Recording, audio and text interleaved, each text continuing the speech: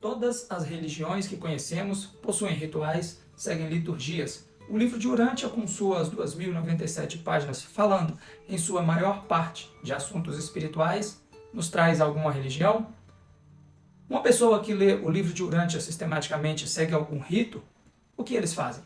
Hoje vamos falar sobre ritos, liturgias, cerimônias e a relação desses temas com o conhecimento do livro de Urântia.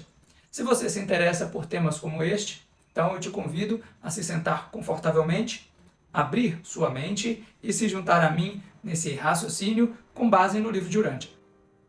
Geralmente, quando surge o assunto religião, principalmente no ambiente cristão, a primeira pergunta que aparece é: qual é a sua igreja? Ou onde você se reúne? As denominações ou igrejas são reconhecidas por suas práticas. Vejamos alguns exemplos. Os católicos vão à missa. Os evangélicos vão a um culto. Independente da religião, existe um ritual a ser seguido. E para quem conhece e estuda o livro de Urântia? Bom, primeiro vamos entender o que é o livro de Urântia.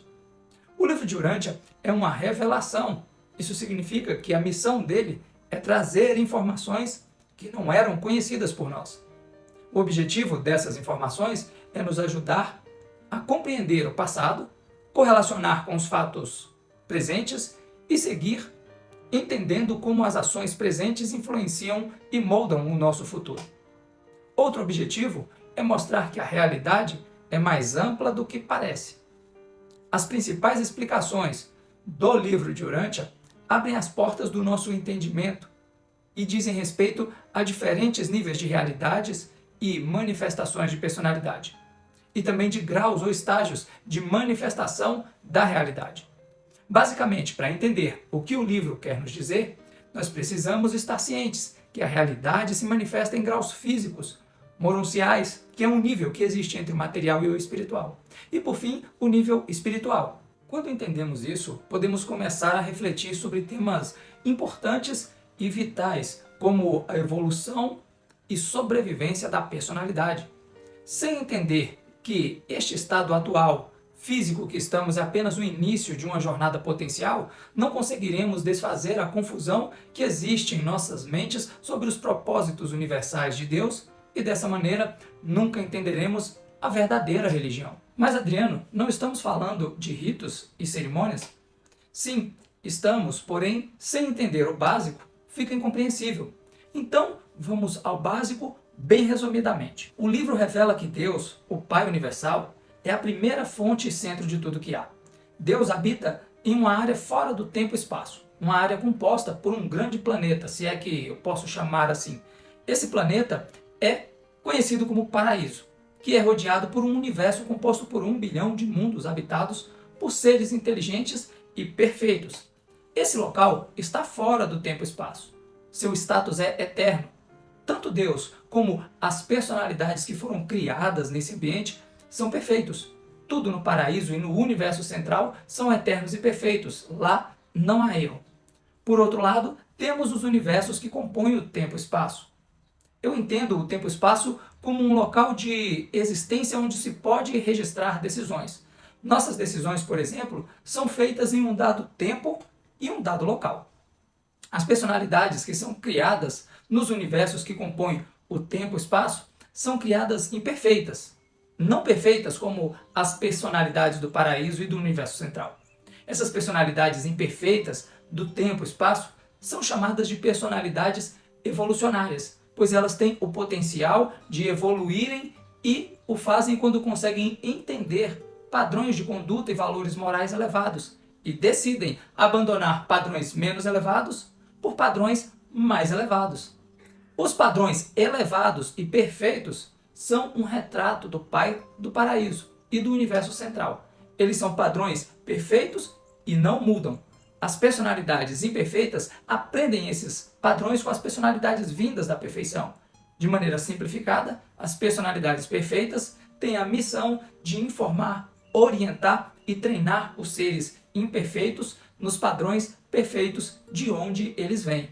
Quando um ser imperfeito do tempo e espaço escolhe seguir a orientação e o guiamento dos seres perfeitos, podemos dizer que estão aprendendo valores mais elevados e, dessa forma, deixando a imperfeição em busca da perfeição.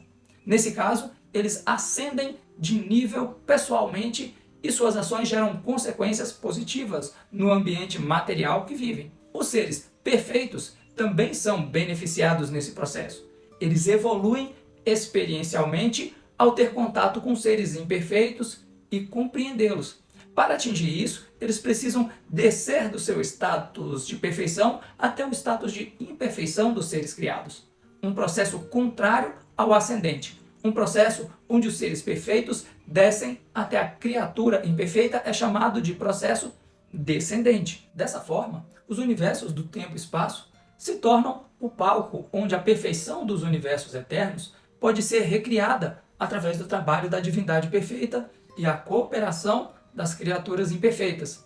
Como exemplo disso, temos Jesus, um filho do paraíso, que veio até nós e nos instruiu, e temos todas as outras revelações também, que são feitas sempre por personalidades elevadas que vêm até nós. Essas personalidades, elas crescem à medida que ensinam-nos e nós crescemos à medida que aprendemos. Jesus, por exemplo, ele ascendeu em status quando veio à Terra, mas ele passou por outras 6 etapas de crescimento, onde ele se doou a si mesmo para ensinar e experimentar a vida das suas criaturas. Percebe que tanto na direção ascendente quanto na descendente está ocorrendo uma evolução? Como Deus é a base de tudo isso, podemos dizer que Deus está crescendo. Perceba que no caso dos universos do tempo e espaço, Deus está experimentando criar algo perfeito a partir da imperfeição, algo que ele não poderia fazer. Isso acontece de maneira conjunta entre o Criador e as criaturas. O Criador na figura dos seus filhos perfeitos e as criaturas imperfeitas como nós. Todo esse processo evolucionário tende a terminar algum dia. Nesse dia, todos os universos e planetas e criaturas do tempo e espaço estarão em perfeição. Este é o plano divino, e esse plano tem um objetivo muito claro. Porém, as personalidades não são obrigadas a participar dele. Aqueles que não quiserem, não precisam participar. Ou seja, a participação é facultativa, pois Deus respeita a vontade da criatura. E se ela decide não participar, Deus respeita isso. Por ser um caminho opcional ao homem, imperfeito como nós, todo esse processo é chamado de potencial, pois ele pode acontecer, mas apenas se a criatura quiser. E como a criatura demonstra que quer? Bom, esta é a pergunta de $1 milhão. A pessoa demonstra que aceita a Deus quando ela aceita o seu caminho, a sua verdade, a sua beleza, a sua bondade. Quando ela compreende a Deus e busca ser fiel a seus princípios e valores. Assim, ela está demonstrando que aceita a Deus e o seu plano para si. Dessa forma, ela se liga a Deus, e este é o verdadeiro sentido da religião, nos ligar a Deus. Então, voltando para o nosso tema do vídeo, que é ritos e cerimônias, fica fácil de entender que o livro não indica ritos a serem seguidos. Ele mostra, sim, um caminho de conhecimento e contato com a verdade, beleza e bondade. E o relacionamento crescente com as realidades divinas, espirituais, demonstrados através de condutas alinhadas com o ensinamento recebido da divindade. Veja que isso depende de escolhas constantes e acaba sendo pessoal. Dessa forma, conhecer a verdade revelada, ao invés de nos aprisionar em ritos, isso nos liberta deles. Jesus disse que conhecer a verdade nos liberta. Por extensão, eu compreendo que quando conhecemos algo que não é a verdade, isto nos aprisiona. Consegue perceber que a religião revelada no livro não tem nada a ver com ritos, e sim é um processo de conhecimento do divino, autodescoberta e domínio da vontade própria?